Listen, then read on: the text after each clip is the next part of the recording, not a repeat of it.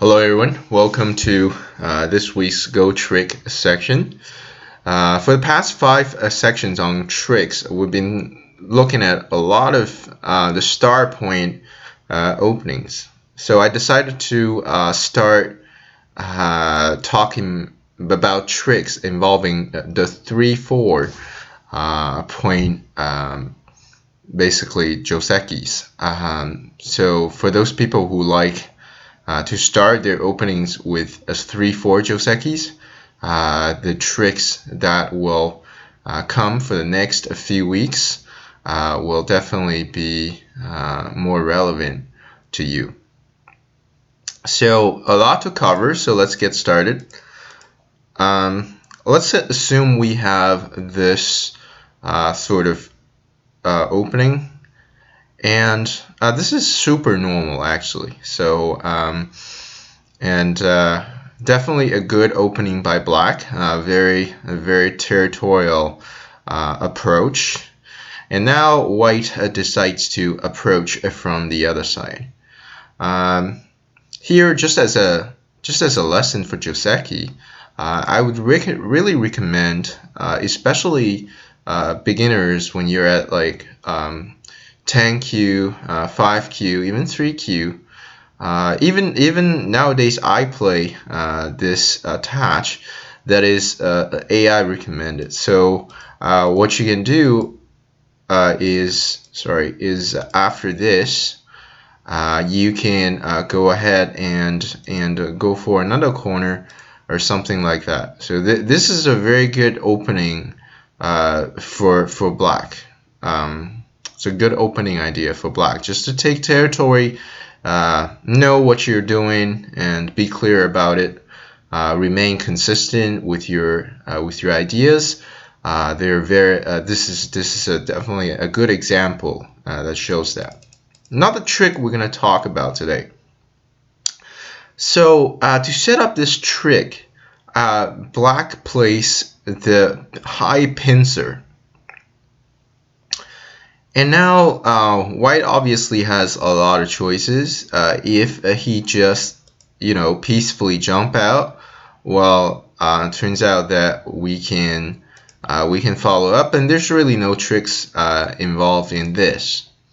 Well, the trick happens when white decides to play a very traditional old sort of joseki, that is play n4. So here, black basically cannot attach because white can honey out. When black cuts, white can atari. Black cannot really allow this stone to be captured, so he will extend and white connects. And when black turns, white can block here. This is because the ladder is working for white right now, right? So if a black cuts, a white can just ladder these three stones, and it's pretty much game over. So black has to basically break the ladder, and then white connects. And as we can see, white gets a giant corner, and black is really not settled outside. So not really acceptable for black. Which means that if a white has a stone over here that is helping the ladder, black cannot really choose to attach over here.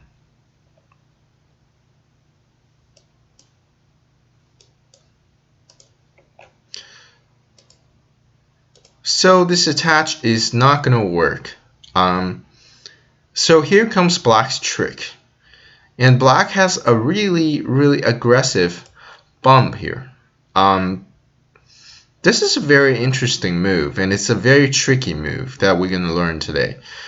So the idea is just to force white to fight.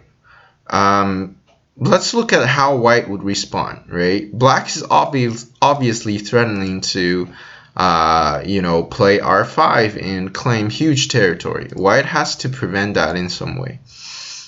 So if white placed a most normal looking, u1 r5, I'm just going to block you at r5, It turns out that black can honey on top. When white tries to honey out, black cuts, super aggressive, and this is just a very, very good fight for black. Not too sure how these two white stones gonna get out of this situation. Definitely very difficult fight for white, especially given how basically how these two stones are in great danger. So this is not ideal variation for white. Extending down is not fine. What about the weird looking bump here? You know, you bump me and I will bump you. So what about that? Turns out that black can play this really, it might look a little bit strange, but it's an excellent move that black can play at 05. It cuts white into two groups, and there's no way for white to really connect himself. If white honeys, black can extend. If white makes a tiger's mouth, black can push out. And now, as we can see, this white stone at N4 is significantly hurt. And not sure what white's going to do with these four stones. It's a really awkward group that has no eye space, that needs to keep running. And if it keeps running, black is going to keep running as well. So black's in the claim territory over here, and black already got profit over here. And white is just sort of dancing along in the center. So this is a terrible outcome for white. Maybe white's more resilient response is to actually try to cut black off, but black can just now make a weird shape to cut white off. White is sort of forced to cut black off here as well, because otherwise he will have two groups that are just very weak and have to treat. So white cuts, and now black can push out. And as we can see, once again, these four stones are in very awkward situation. And then these two stones also sort of you need to worry about them. And black's corner is already alive. So this is not going to be a great outcome for white. And if you're a fighter, this is definitely an outcome you would like to have as black. And this is objectively better for black as well.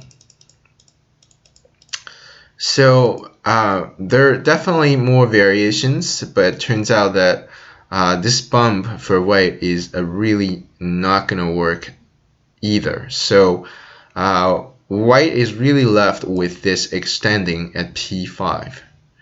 Now black obviously needs to follow his ideas, that is to honey. And then white needs to block this connection. He cannot allow black to connect too comfortably. And now black cuts. This is super aggressive from black, right? This is just saying to white, let's fight. Let's just test our reading skills. Let's finish the fight here and determine the game. And it's not, as it turns out, this trick is not easy to deal with at all. You need to not only have great reading skills, but also have a very flexible mindset. And let's see why that is the case. So here, if white attaries from the other side, black extends. And when white blocks, black will be forced to turn here to capture the stone at R6. White attempts to jump into the corner. And here, notice that black cannot push here, right? It looks like there's a tesuji in the corner, but actually it's just a fake tesuji. It looks like, oh wow, you know, I found a really cool tesuji, you know, that just kills white here. You know, white cannot connect because it can block, but it turns out that white does not have to connect over here. When you play this one, white can just Atari, and when you take here, I believe white can just connect himself at a p4. So this cut won't work because I can Atari you first and then capture your stone. So when I connect, you connect, and then I make a tiger's mouth. White gets a lot of the corner, as well as a huge wall over here that has tremendous influence towards the left side. So this is definitely not a tesuji you want to play, right? It's a fake tesuji that does not work. And then, but black has a really good response to simply block at a q2. When white connects to extend his liberty, black can hop out, and then as we can see right now, white's having a really weak outside. White corner is dead because it's a small L shape. There's no way to make enough ice space over here, and black outside is fine. Black has the outside towards here, and the corner is black's as well. So white has nothing. This is just absolutely a losing game for white from this point on. So the conclusion is that white cannot really fight the corner. What about he fights this side? Let's say he Ataris and then try to crawl out. Well, turns out that black can just simply let white get what he wants. That is to keep crawling. So as we already see that white exchanged a lot of stones on the second line against a black's third line stones. So black's definitely having a lot of influence towards this area, while what white really gets is these tiny amount of points. So this is already a loss for white locally. And the outside, once again, white is very weak. There's not much white can do in a corner either. So what I mean by that is when you push, black can just block. You seem to have some sort of clamp, but I can get this one in sente, and basically I can come back and fix my corner. There's really not much white can do, right? If you peep here, I can once again play this one in sente and block you over here. When you play this one, I can just connect. Because of your weakness outside as white, black really has not much to worry about locally over here. So this is not ideal for white either.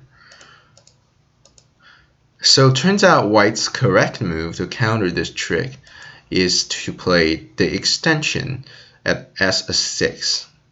And now we come at the most important moment for black. If you want to set up this trick, you have to know this move.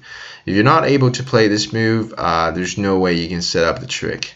So, you know, there are many ways to fix the weakness over here. White is threatening to do this. Black has several ways to fix, but there's only one way that he can fix. That is to connect over here. Notice that if black blocks over here, which is what a lot of players would think is the great move, but as it turns out, white can just get himself out right now, and later on, white can peep at S3, and your corner will be in big trouble because of the shape you have. So this is definitely a mistake by black, because of the aji that black has over this region. So definitely blocking is not correct, and making a tiger's mouth is also not correct, and I will explain why in a bit. So black connects, white jumps out, Well, is the trick over? So is white just fine and he's out of your trap and there's not much you can do? Well, the answer is no. Black now has an even trickier move. That is to attach at 05. This move is really tricky. And white needs to read as well as having a really good mindset in the game of Go in general. Let's see why. So if white plays the p6 move, black will happily extend, basically block at 04. And now white cannot capture these two stones easily. If he does that, black can just come out like this. And this is a collapsing situation for white, right? You cannot capture these. Black can just come out. This side is broken up into pieces. These groups are, these 4 stones needs to run. And on top we have, black's corner is already alive, so white is broken everywhere pretty much. White does have a way to capture these 2 stones. It's by first turning it here. Black does not really need to get out. He just needs to basically turn over here. And when white sort of net the 2 stones, black can just happily sacrifice these 2. So he can go ahead and play somewhere else on the board. And then this is really good for black. And the reason being that white is having really concentrated stones over here to capture these 2. And it turns out that later on, black has a lot of sentes outside. Not only the peep here, but also he can play this one. This is also a sente, right? And then probably these attachment, depending on the situation, are also sente. So black's 2 stones still have use, and white is already over concentrated. So this is, but we have to keep in mind of how much profit that black is able to get over this region, especially with this stone dead.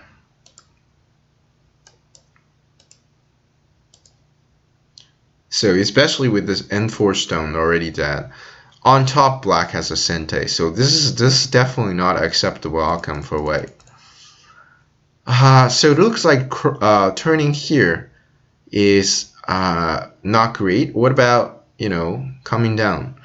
Well, it turns out this is even worse. This is just exactly falling into a trap. So black right now can play the push here. So this is threatening to Hane at R9. So this threat is way too severe. So white needs to protect from this threat. So he extends. And now black pushes down. No point for white go back because we're back in the same situation.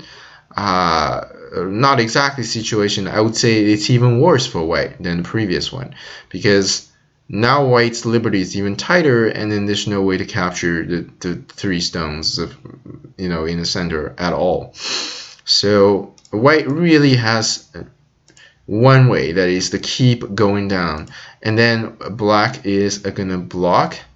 And white just go all the way. And a black blocks from the top side. And this is pretty much game over, right? So tactically, this is what's going to happen. White is just always going to have 3 liberties. And white cannot fight the corner. The corner has more liberties. White cannot fight the outside. Black has 4 liberties over here. So white is dead. If this group is dead, it's pretty much game over. Black has too much everywhere. So turning down is a suicide basically, right? So if you keep going down, this is a suicide. So you might be wondering at this point, it's like, well, I can't, I can't turn towards the P6. Not great for me. I can certainly not go at P4 because that's a suicide. So what can white do? Is it game over? It's like, what should white do? Well, as you watch more of my videos, once again, you will sort of, yeah,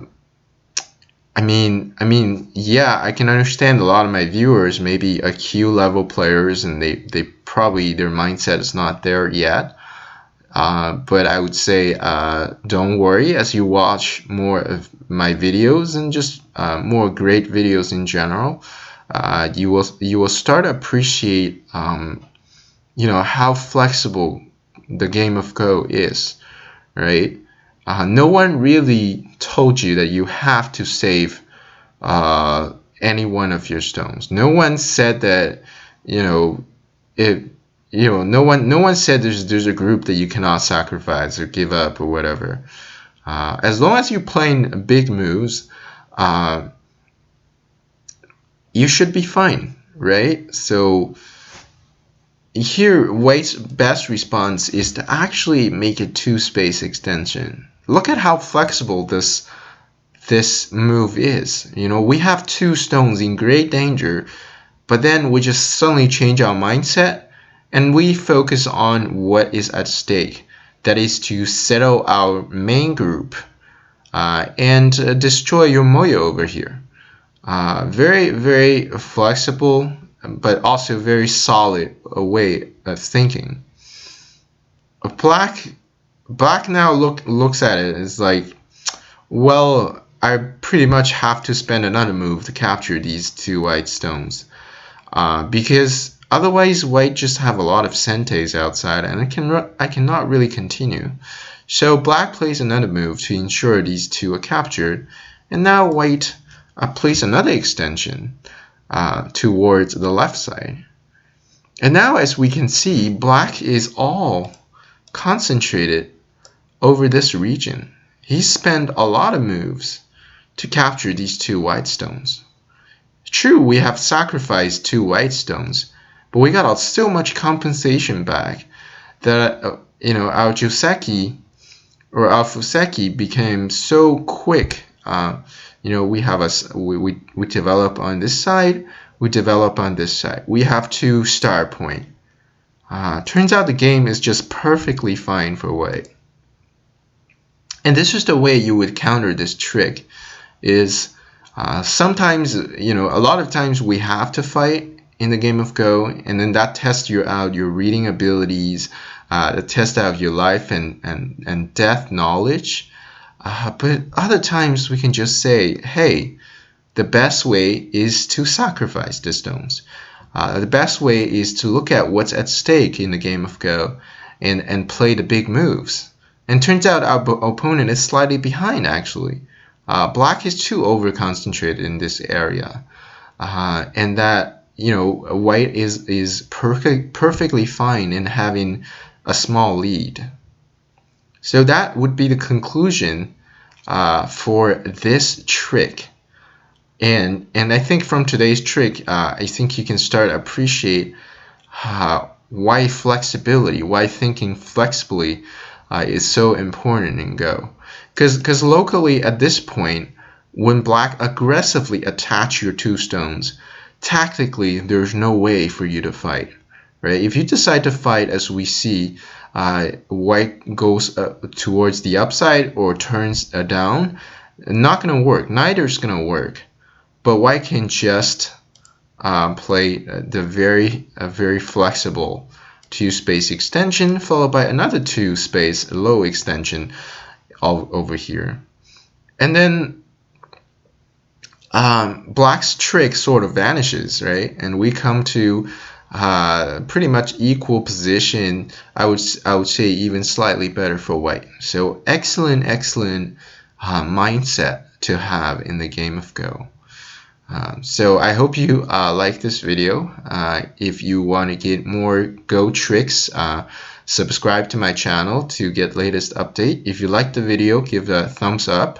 If you have any questions about some of the variations I have discussed over here, feel free to comment below the video.